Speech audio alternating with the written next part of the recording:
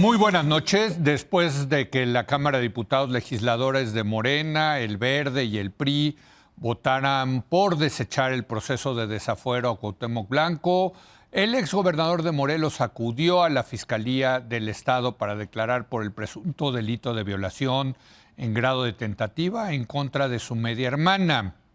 Se presentó, eso sí, con el fuero legislativo.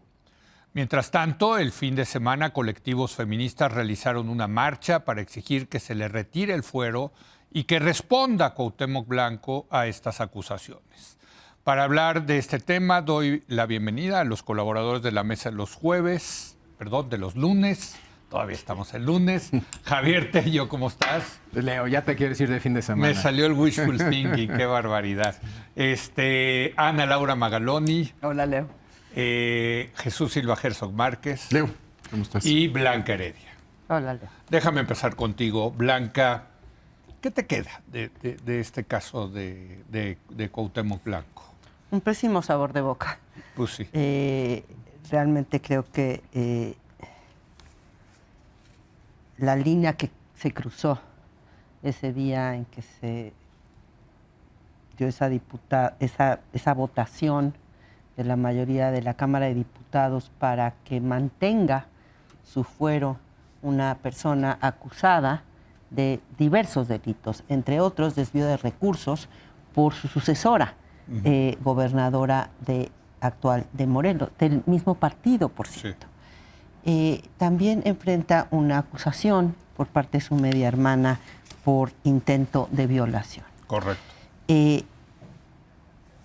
Las y los diputados de Morena, algunos del Verde y todos los del PRI votaron en contra a favor de que sí se desechara la solicitud del desafuero.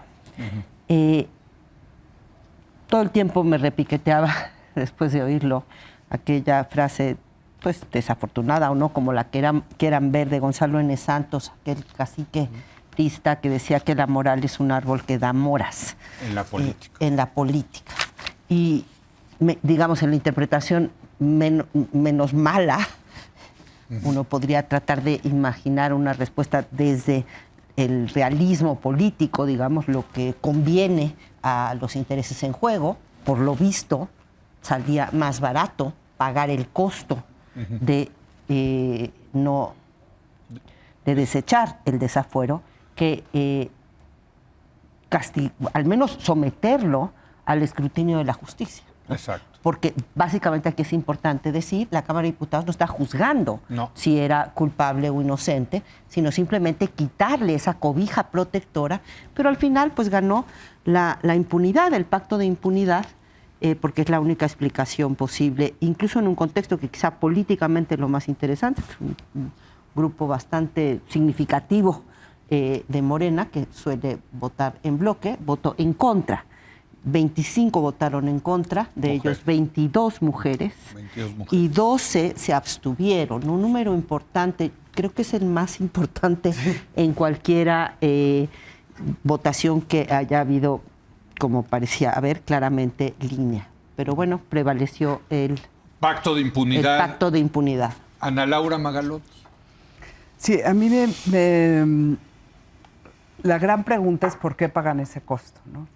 Yo creo que Morena llegó al poder para decir que no era igual que los otros, que ellos se diferenciaban de la clase política anterior y que tenían como una ética política diferente de la que era el priismo, el panismo, etcétera. Y cada vez como toman las mismas posiciones que hemos visto siempre, por un lado, y pierden esa idea como de legitimidad moral. Lo vimos con Rosario Ibarra de Piedra, o sea, claramente perdieron esa, ¿no? Sí. Con Rosario Ibarra, Piedra Ibarra. Lo vimos con el proceso de afiliación, de no importa de quién se trate, aquí está Yunes, aquí está no sé qué, y vas perdiendo toda esa mística de partido que se diferencia de sus antecesores. Y finalmente, a mí me parece, Cuauhtémoc, me parece otra vez más. Entonces, ¿de qué se trata esa impunidad o a qué le tienen miedo y quién dio las instrucciones para ello? Yo tengo la hipótesis, pero eso solamente es una hipótesis, que tiene que ver con la narcopolítica metida. Y que cuando cae uno pueden caer más. Y que mejor protegen a ese, a que vaya ese a hablar de cómo están otras cuentas de otras entidades federativas. Y se alían entre ellos para que haya un silencio absoluto y que nadie caiga, que me recuerda muchísimo, muchísimo al priismo. Así funcionó el pacto de impunidad. Y por eso nunca soltaron las fiscalías, by the way. También quiero decir que el argumento de que la carpeta no estaba bien construida, la comisión tiene todas las facultades de pedir más pruebas. O sea, hay una suplencia de la queja brutal. Entonces, ese argumento de que no estaba bien construida la carpeta no se sostiene con las atribuciones que tiene la comisión. Entonces, más bien, esto es una decisión política a la que se le sumaron, como dicen que, como nunca, Aces, Monreal, Adán Augusto, o sea, intimidando, y cuando lees las reseñas del País te quedas frío respecto de la dureza con la que trataron a los diputados disidentes y a las diputadas disidentes. Entonces, ¿qué hay debajo de esto? Me parece que se parece mucho al pasado, por desgracia, y que una y otra vez nos vamos a encontrar con que los fueros, que, by the way, habían estado muy criticados por Morena, los fueros, porque así funcionaba el sistema político del PRI, del PAN y de los antecesores, pues aquí sigue sirviendo para exactamente lo mismo y deja un vacío en donde una y otra vez nos encontramos a la misma clase política y a la misma inercia que una y otra vez, la verdad, no le han servido para nada a la gente y al país. Aunque dices, Magaloni, que te recuerda al pasado, pero el otro día aquí, y creo que correctamente, Carlos Pérez Ricard dijo, Chucho, que por lo menos en el sexenio de Peña cayeron muchos más gobernadores y exgobernadores acusados de este tipo de cosas que con Morena. Con Morena no ha caído nadie. Sabían cortar cabezas. Sabían cortar cabezas. Ese es el tema, ¿no? O sea, bueno, ni se diga en el sexenio de Salinas, en fin, ¿no? Cuando ya no le convenía al partido, le cortaban la cabeza, ¿no? Yo creo que no hace falta especular mucho qué es lo que hay debajo de este caso. Lo que está sobre la mesa, lo que ha sido público, es un comportamiento mafioso de un grupo político que se comporta como una mafia defendiendo a los suyos, independientemente de qué es lo que hayan hecho, cuáles son las acusaciones, las pruebas y los fundamentos de la acusación. Si es nuestro, hay que protegerlo porque no estamos dispuestos a darles el trofeo a nuestros enemigos. Esa línea creo que no se queda solamente con la conducción política de los líderes dentro de la Cámara de Diputados, en el Senado. Señalar a Ricardo Monreal me parece que es quedarse abajo de donde estuvo la directriz de esta votación, que fue la política de la presidenta Claudia Sheinbaum, que no tuvo ninguna posición pública en defensa del esclarecimiento judicial del caso y que le dio alimento a esta tesis de que no debía proceder al desafuero la Cámara de Diputados porque el fiscal era un enemigo del movimiento, que era un personaje, un político delincuente, corrupto. Lo llamó, hoy lo llamó y en ese sentido no podría hacérsele caso a esa petición del fiscal, cuando además pues el fiscal ya no sería la persona que conduciría este proceso. Entonces creo que nos quedamos muy abajo cuando hacemos el señalamiento de la responsabilidad de el líder de Morena en la Cámara de Diputados, cuando oímos una y otra vez a la presidenta Sheinbaum diciendo no le hagan caso a la petición del fiscal porque no es confiable, porque es un enemigo nuestro. Ese es el comportamiento mafioso, que no me parece que se explique por el realismo político, ni por esta intervención del narcotráfico, sino por esta manera de entender el mundo en donde si se trata de darle una victoria al adversario, es mejor pues encubrir a los delincuentes que están dentro de nuestro barco. Aunque yo insisto, pues ¿cuáles adversarios? Pues digo, aquí votaron con los adversarios, Chucho. porque la supuesta oposición o parte de la oposición llamada Partido Revolucionario Institucional votó junto con Morena. Pues sí, ¿no? En donde me parece también muy evidente que se trata de un cálculo en donde después habrá que cobrárselas en la misma medida. Con Alito Moreno, ¿no? Que está siguiente en la fila del desafuero, Javier Tello. A mí no me convence del todo la lectura de Chucho por varias razones. Una ya la señaló Chucho. Creo que son dos lógicas las que mencionas. La lógica de darle un trofeo a la oposición. Eso cae más dentro de la lógica de Realpolitik. A la lógica mafiosa, que es independientemente de la política, yo te protejo, tú me proteges, así funcionan las mafias. Nadie habla, es fundamental esa regla básica para que siga funcionando la mafia. Eso es muy distinto a no darle un trofeo a la oposición. Creo que son dos lógicas distintas. Puedo operar una, puedo operar la otra. Yo, en el caso de la presidenta, veo un discurso un poquito más ambiguo que el que describes y veo más la lógica de no darle un trofeo a la oposición que de protección de mafias. Pero para mí la historia que a mí me interesa más es que cada vez más me interesa una serie que yo llamaría Morena Breaking Bad. No sé cuándo empieza, podemos tener un debate de si empieza en 2000, si empieza en 2017, pero hay una historia creo que es importante contar, entender, analizar, de un poco lo que describía ahorita Ana, de un grupo que por lo menos un importante porcentaje, tal vez no todos, yo argumentaría que la mayoría, tal vez una mayoría pequeña, podemos tener esa discusión, pero había un grupo que sí pensaban que eran diferentes y que sí tenían una cierta intención en ciertos temas, sí, que en parte tenía que ver con la vieja manera de hacer política, ¿no? Y que ahora vemos, después de muchos años, un grupo muy distinto.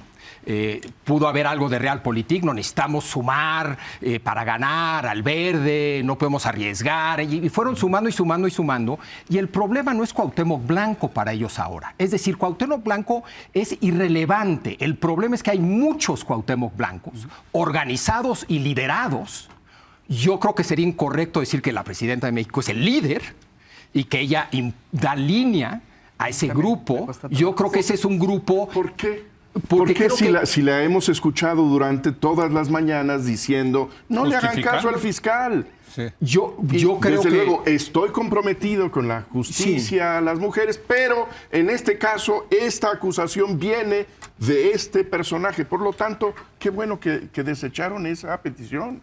La hemos escuchado muchas veces. ¿Cuál era el margen? Esa es mi pregunta. ¿Cuál era el margen que tenía ella? Yo lo que te diría un poco en mi historia de Breaking Bad es que nos queda claro que, para usar el ejemplo de Breaking Bad, Mr. White empezó siendo un tipo bueno y acabó siendo un tipo malo, ¿no? Tu descripción es que ya Claudia pero nunca fue buena. ¿Dónde está Claudia en ese proceso? Yo sí creo que sí, dentro de Morena, si vemos a Morena como un ente que tiene distintos grupos, yo creo que si hay un grupo que está en un extremo que nunca fue bueno y siempre fue malo, otros que tal vez empezaron siendo medio buenos y acabando siendo malos, antes unos que eran cínicos y se van a mover para donde sea con su cinismo, pero yo sí creo que había un grupo, vamos a llamarlos de buenos, ¿no?, que están teniendo problemas porque aceptaron a demasiados malos en ese partido y tienen que lidiar con ellos. Y ya hay tantos que a veces no pueden.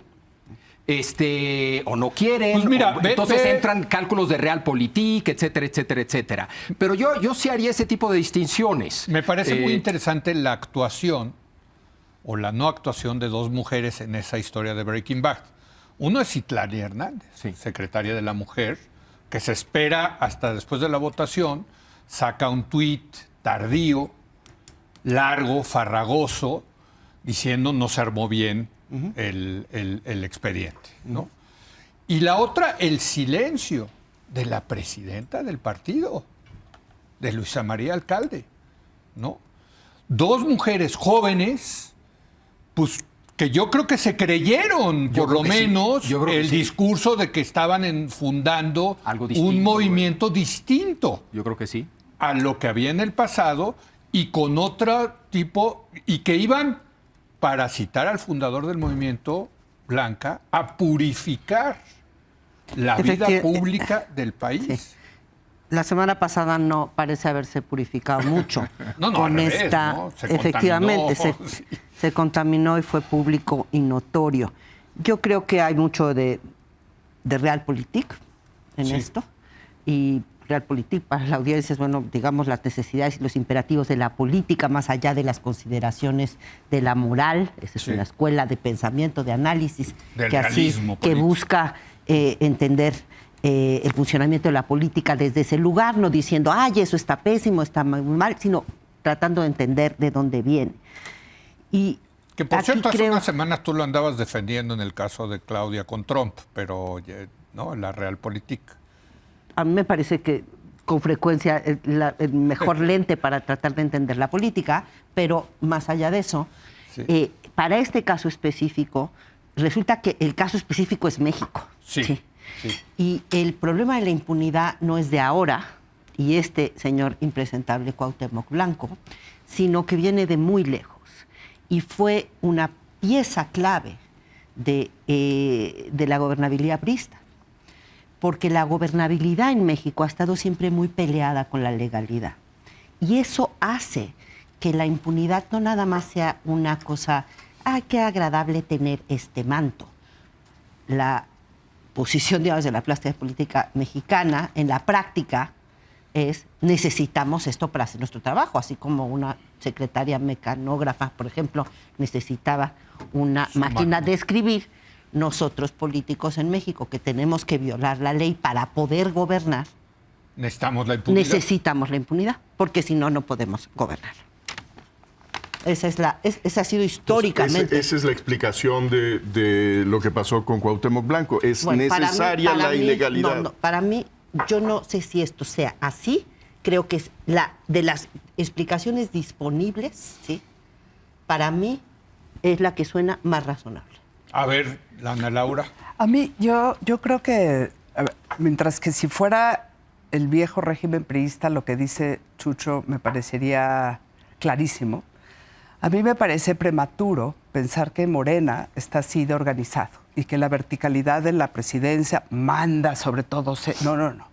A mí me parece que Morena es un partido que se está fraguando y está viendo quién manda a quién. Pero déjame allí si hago un paréntesis. A diferencia de la reforma del nepotismo y de la no reelección, donde había una clara postura diferente de la presidenta de lo que acabó pasando en el Congreso, aquí sí hay una coincidencia. Exacto. Y la pregunta es ¿por qué? Sí. O sea, yo no veo cuál es la ganancia para Claudia de haber dado esa instrucción. No la veo. Pues que no se le revelen todos los otros tribunos. Si fue una instrucción o fue una restricción. No, sí. Yo creo que fue restricción. Hay otra hipótesis de que realmente este tipo, señor llamado Uriel Carmona, es el mismo diablo, lo odia, una cuestión personal que le ganó el hígado. Bueno, puede haber algo. Pasa en la política, a mí me parece ¿no? esa la peor explicación por lo que estoy diciendo. Sí. La Cámara de Diputados, la comisión tenía absolutas facultades para pedir que se integrara bien esa carpeta. Entonces, esa explicación a mí no me convence. A mí me parece, y me encantaría saber cómo se tomó esa decisión. Y yo dudo que haya sido Claudia sola, como tú lo planteas. Yo creo que fue un conjunto de restricciones que no estamos entendiendo bien, pero de lo que sí me parece claro es que ella lo apoyó y que quizá lo apoyó porque no le alcanzaba para otra cosa, quizá porque está peleando otras y que concediendo esta gana otras que está pidiendo, por ejemplo, sus leyes de seguridad que no acaban de pasar, pero lo que sea que haya pasado se está fraguando dentro de Morena y lo que a mí me indica es que Breaking Bad están ganando. Es un grupo cada vez más poderoso. Y que cada vez dices, ¿dónde va a estar los asideros? Hay gente adentro ofendidísima. Muchísima. Hay heridas adentro que les van a costar. Hay muchas diputadas y hay muchos secretarios y la misma Citlali incomodísimos. ¿Sabes dónde se ve? No es free lunch, ¿me entiendes? ¿Sabes dónde se ve? En la comentocracia afín al régimen de la 4T, pues claramente todos los artículos han sido tremendamente críticos de esto. Yo creo que la precisión de Ana Laura es muy importante. Yo coincido contigo, no me parece que haya sido una línea que verticalmente se acata, sino que hay muchas fuerzas ahí en movimiento, que están restringiendo el movimiento de la presidenta de la República, pero la señal de Claudia Sheinbaum fue clarísima. No, de eso Clarísima. esto no lo estoy discutiendo. Solamente no entiendo bien por qué. ¿Y por qué nos falta información a todos los que estamos en esta mesa? sí es responsable de esa decisión la presidenta de la Absolutamente. Por estos 6 años. No, de esa decisión. De esa decisión y de otras decisiones. es responsable porque sus mensajes fueron, me parece que, inequívocos. Y también es responsable Monreal, y también es responsable Paz, el PRI. y también es responsable el PRI. También El PRI hay y el muchos Verde. responsables. Por supuesto. Sí. Ahora, la analogía de Breaking Bad a mí me parece interesante. Buenísima. Bueno, pero también hay esta idea de estos grandes idealistas que con gran nobleza tenían... No son grandes, son idealistas. Idealistas. Grandes, cada quien decide. Con nobleza, que buscan la transformación y que de repente pierden el camino. Yo creo que desde la fundación de Morena hay una apuesta por ocupar todos los espacios, meter al barco absolutamente a todo mundo que pueda ayudarles electoralmente. Es decir, no es la historia del santo que de repente pierde el camino como nos la estás queriendo contar. ¿Quién sabe? ¿Puedo? Sí, claro. Claro que no. Es decir, mi descripción, si el santo te refieres a López Obrador, yo creo que es interesante esa historia. Yo creo que es ambas cosas. Es decir, y lo vemos de hecho en su trayectoria. Su primer intento rechaza y fue criticado en esta mesa. Sí. Criticado por no hacer alianzas Con Patricia Mercado. prácticas, pragmáticas, para lograr el poder, de ser purista, etcétera, etcétera, y perdió por poquito la presidencia por no haber sido realista, por no haber sido pragmático, etcétera. Y después claramente ajustó, se ajustó tanto que estableció una alianza con el Verde.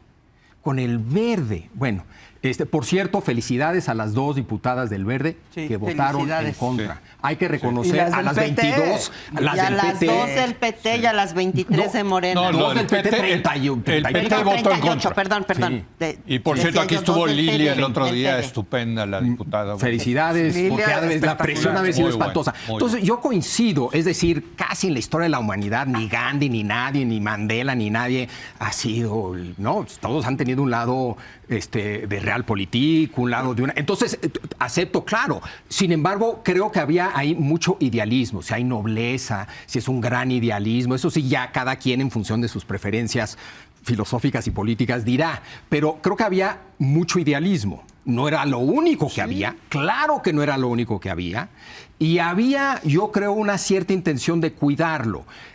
Acepto totalmente que uno de los primeros en romper esa intención de cuidarlo, y tal vez el responsable de cómo empieza a break bad Morena, es López Obrador. Sin lugar a duda es López Obrador, ¿no? Sobre todo en 2017, en la campaña de 2017, abre las puertas a Morena, entra ahí un grupo de ¿Sabes en quién gente estoy pensando? en lo individual, y no solo en lo individual. Insisto con el Verde, Dios mío. Pero entonces, ¿sabes en quién estoy pensando? A lo mejor en los bolcheviques, ¿no? Que Lenin, pues también empezó, el Breaking Bad empezó con Lenin. Pues ya luego el Tuco Salamanca se les metió ahí por completo y acabó siendo Stalin el líder, ¿no? Bueno, ¿y a cuántos no mató que tenían muy buenas intenciones?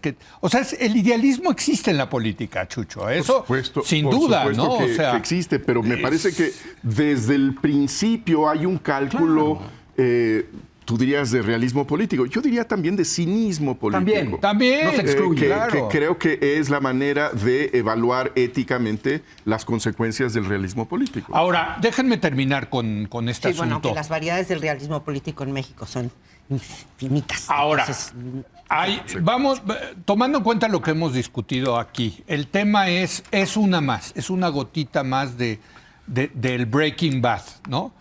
una gotota, ¿no? Bueno, yo creo que sí ya se llevan rompió varias.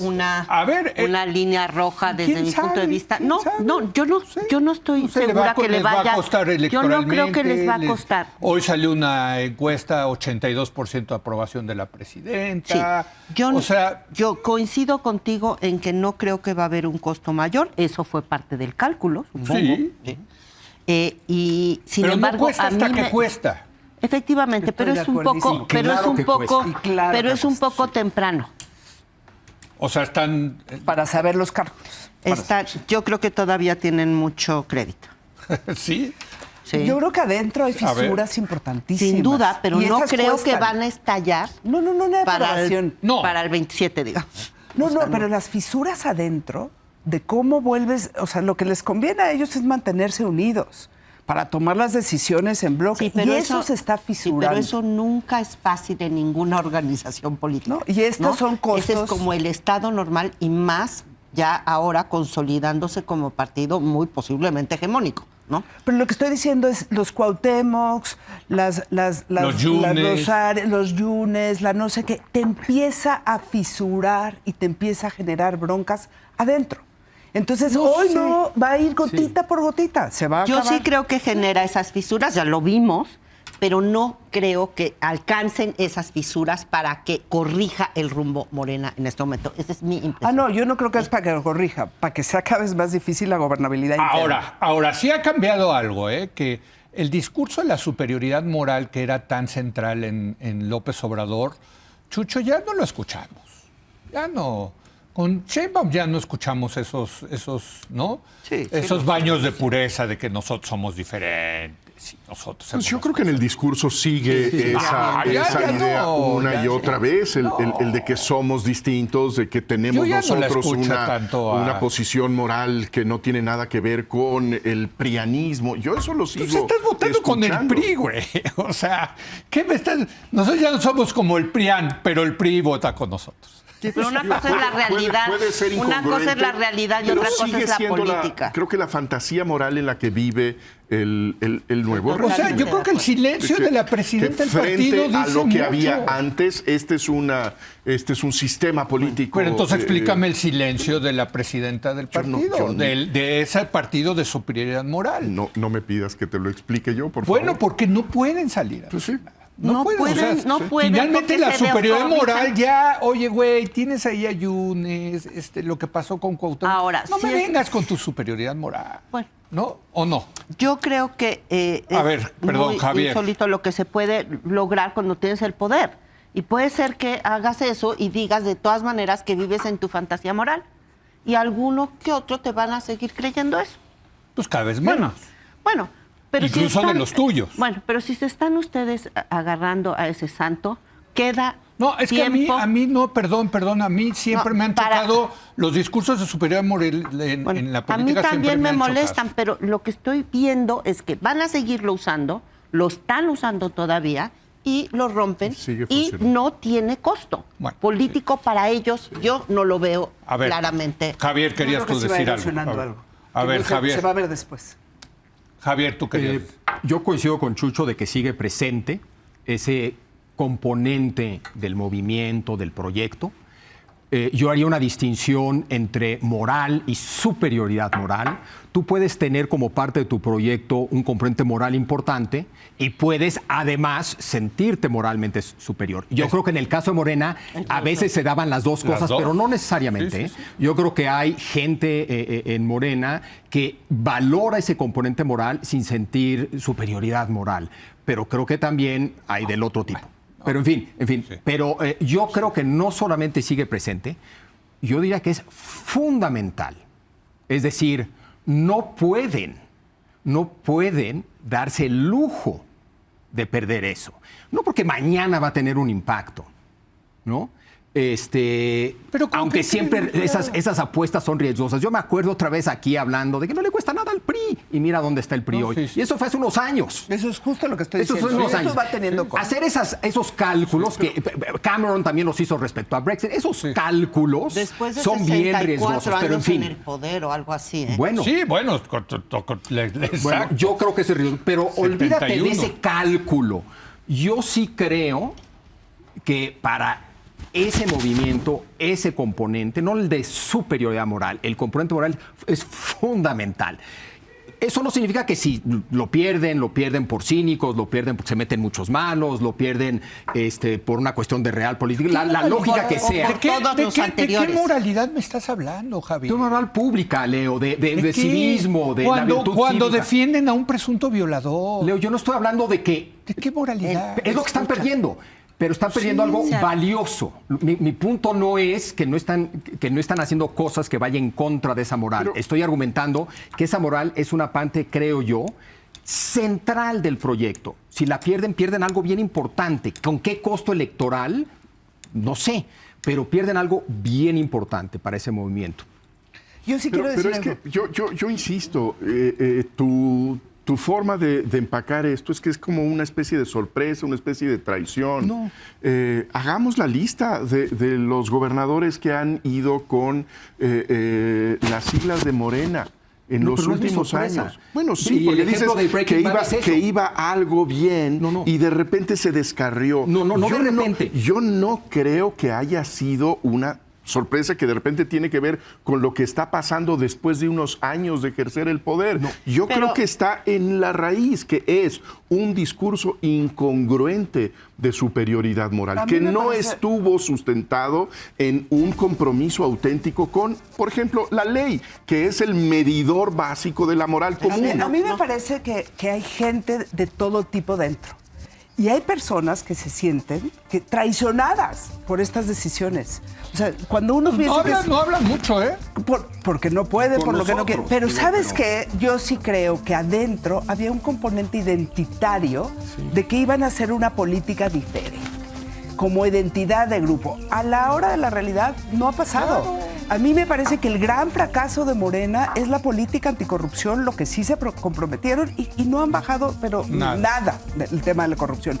Pero más allá de eso, siento que hay muchas personas adentro que hubieran querido que eso pasara y que la identidad con el grupo se va a ir perdiendo y que adentro va a empezar a haber fisuras que van a costar trabajo enmendar. Con eso me tengo que ir a una pausa y tenemos que irnos también al tema de las campañas para la elección judicial. Bueno, regresamos.